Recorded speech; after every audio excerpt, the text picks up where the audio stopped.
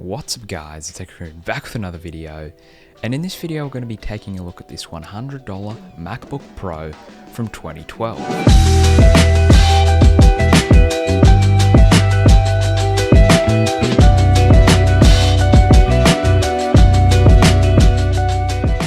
So my brother got this MacBook Pro for $100 and he asked me to give it a few upgrades, but we'll get onto that later on in the video. Let's start off with what he actually got. So what he got is a 2012 MacBook Pro Unibody with the i5 in it.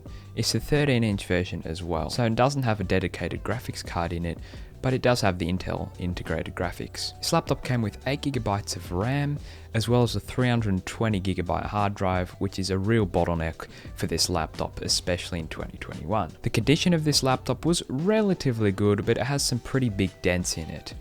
Now, one of the bigger problems it has is that the keyboard backlight only works on a few keys, and I'm sadly not able to fix that because it's a major undertaking to take apart the whole keyboard and replace the lights. Other than that, the battery life is good, processor works perfectly fine, and it's not much worse than my i7 model.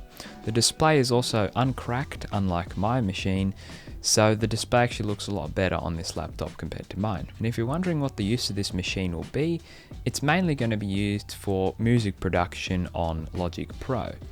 So the 8GB of RAM it comes with is not going to be that adequate for what it's used for. So for the moment, I will upgrade it to 12GB of RAM, but later on I might put 16 in there. And also the 320GB hard drive is absolutely not adequate in 2021, so we'll be upgrading that to a 240GB SSD from Western Digital. So to start this process off, I took off all the screws on the back plate of the machine, and inside, the machine actually looked very clean.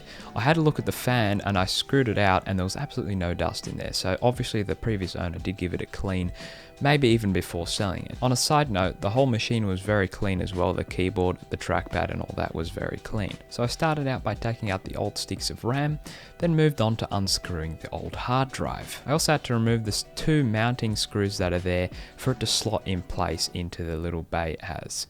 So I unscrewed those and screwed them back onto the new SSD. The SSD is a lot thinner and lighter, so it's a nice upgrade in terms of weight, as well as the speed increase it's going to give. So after I put the mounting screws on, I put it into its little bay area and screwed the top mounting plates on, and then it was time to put in the RAM. So I had an extra 8GB stick lying around, so I put the 8GB stick and then just left another 4GB stick, which was already from the machine, and that makes it have 12GB of RAM. Now onto the longer and a bit more grueling process of this upgrade, which is installing the software back onto this laptop. It is relatively simple to install macOS on these machines.